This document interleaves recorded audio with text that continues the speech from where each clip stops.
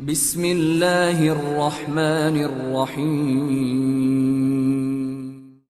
Bismillahirrahmanirrahim. Assalamualaikum warahmatullahi wabarakatuh.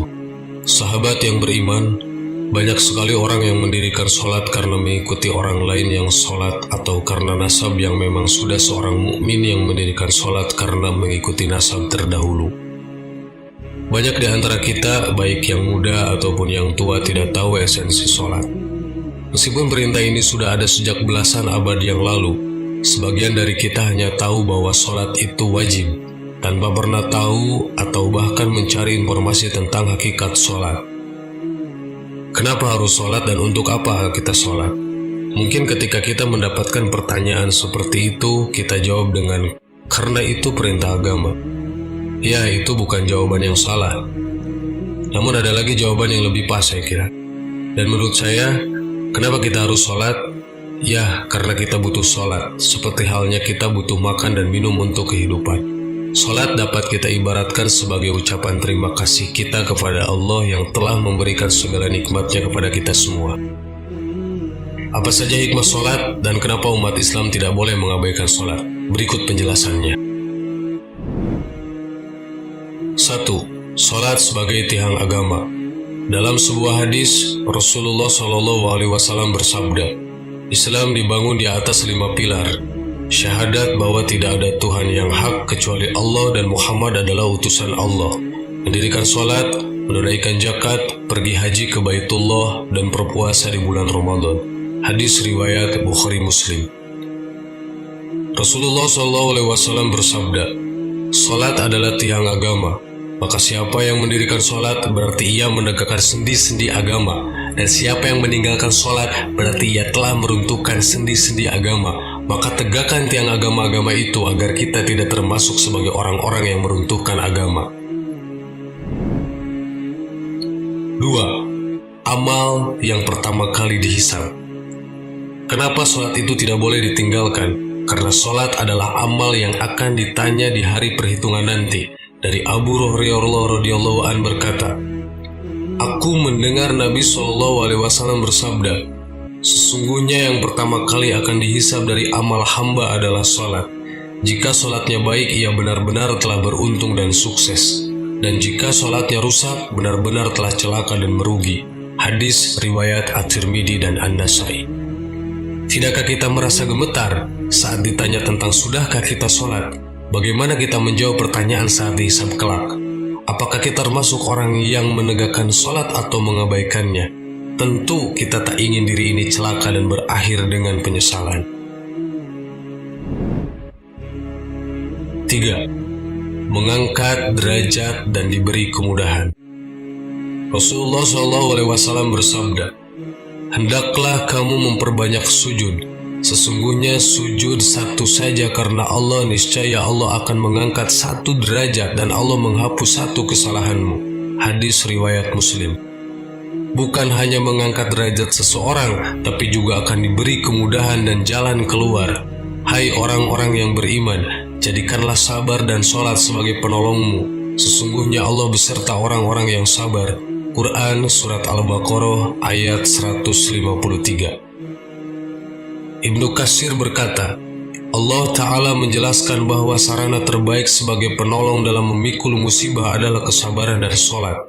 Karena itu sholat adalah sebaik-baiknya solusi dalam menghadapi berbagai macam cobaan dan kesulitan hidup. Karena tidak ada cara yang lebih baik dalam mendekatkan diri seseorang dengan Robnya kecuali dengan sholat. Kata Rasulullah SAW, posisi paling dekat seorang hamba dengan Robnya adalah ketika dia sujud. Maka perbanyak doa. Hadis riwayat Muslim. Ingat kisah Nabi Yunus alaihissalam ketika Allah menegurnya. Maka kalau sekiranya dia tidak termasuk orang-orang yang banyak mengingat Allah, niscaya ia akan tetap tinggal di perut ikan itu sampai hari berbangkit. Quran Surat As-Saffat ayat 143-144. 4. Pembatas kafir dan muslim. Tegas Rasulullah SAW bersabda, Man taroka sholata muta'amidan fahuwa kufrun ziharun. Artinya, Barang siapa yang meninggalkan sholat, maka dia kufur secara terang-terangan. Hadis riwayat Muslim dari Jabir. Perjanjian yang membedakan antara kami dan mereka orang-orang kafir adalah sholat.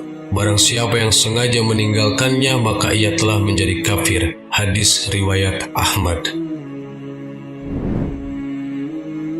5. Dijauhkan dari syaitan.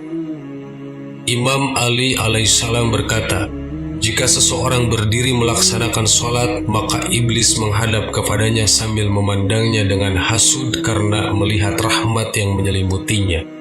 Itulah sebabnya sholat mencegah perbuatan keji dan munkar. Namun Imam Hasan al-Basri rahimahullahu mengatakan, wahai anak manusia, sholat adalah perkara yang dapat menghalangimu dari maksiat dan kemungkaran. Jika sholat tidak menghalangimu dari kemaksiatan dan kemungkaran, maka hakikatnya engkau belum sholat. 6. Sholat membuat wajah bercahaya. Tidak sama wajah orang sholat dan tidak sholat. Adapun wajah-wajah orang-orang mukmin pada hari itu berseri-seri. Surat Al-Qiyamah ayat 22. Maka Allah memelihara mereka dari kesusahan hari itu dan memberikan kepada mereka kejernihan wajah dan kegembiraan hati. Quran Surat Al-Insan ayat 11. Kamu dapat mengetahui dari wajah mereka kesenangan mereka yang penuh dengan kenikmatan. Surat Al-Mutaffifin ayat 24. Bagi orang-orang yang berbuat baik ada pahala yang terbaik, surga dan tambahannya, dan muka mereka tidak ditutupi debu hitam dan tidak pula kehinaan. Quran Surat Yunus ayat 26. Sedangkan orang yang tidak sholat disebutkan, barang siapa yang lalai daripadaku mengingatku, maka baginya kehidupan yang sempit dan wajah-wajah pada hari itu muram. Quran Surat Al-Qiyamah ayat 24. 7. Masuk neraka wail dan syakor. Seharusnya kita bergetar ketika mendengar ayat ini. A'udzubillahi minasyaitonirrajim. Bismillahirrahmanirrahim. Ma salakakum fisyaqar? Qalu lam nakum minal musallin wa lam nakun nut'imul miskin wa kunna nakhudzu ma'al khaizin wa kunna nukadzibu biyaumiddin hatta atanal yaqin. Apakah yang memasukkan kamu ke dalam neraka syaqar? Mereka menjawab, kami dahulu tidak termasuk orang-orang yang mengerjakan sholat, dan kami tidak pula memberikan makan orang miskin, dan kami membicarakan yang batil bersama dengan orang-orang yang membicarakannya, dan adalah kami mendustakan hari pembalasan hingga datang kepada kami kematian. Quran Surat Al-Mudaththir ayat 42-47. Dari Jabir bin Abdillah, Rasulullah SAW bersabda, sholat adalah tiang agama. Maka barang siapa yang meninggalkan sholatnya secara sengaja, maka ia telah menghancurkan agamanya. Dan barang siapa yang meninggalkan waktu-waktunya, maka ia akan memasuki wail. Dan wail adalah sebuah lembah di neraka jahanam, sebagaimana Allah Subhanahu wa Ta'ala berfirman, maka wail bagi orang-orang yang sholat, yaitu orang-orang yang lalai dari sholatnya. Quran Surat Al-Ma'un ayat 4 dan 5. 8. Dikumpulkan bersama Qarun dan Fir'aun. Orang yang meninggalkan sholat kelak pada hari kiamat akan dihimpun bersama dedengkot orang-orang kafir seperti Qarun, Fir'aun, Haman, dan Ubay bin Khalaf. Sebagaimana disebutkan dalam hadis dari Abdullah bin Amr bin Al-Ash, Rasulullah SAW bersabda, siapa yang menjaga sholatnya, ia akan memperoleh cahaya, petunjuk, dan keselamatan dari hari kiamat. Dan siapa yang tidak menjaganya, ia tidak akan punya cahaya, tidak akan punya petunjuk, dan tidak akan pernah selamat. Dan kelak pada hari kiamat, ia akan bersama Qarun, Fir'aun, Haman, dan Ubay bin Khalaf. Hadis riwayat Ahmad, Tabrani, dan Ibnu Hibban. Sahabat yang beriman, itulah sebabnya Nabi Ibrahim alaihissalam berdoa, Rabbi ij'alni muqimas shalah wa min zurriyyati rabbana wa taqabbal du'a. Ya Tuhanku, jadikanlah aku dan anak cucuku orang-orang yang tetap mendirikan sholat. Ya Tuhan, kami perkenankanlah doaku. Quran Surat Ibrahim ayat 40. Wallahu a'lam. Assalamualaikum warahmatullahi wabarakatuh.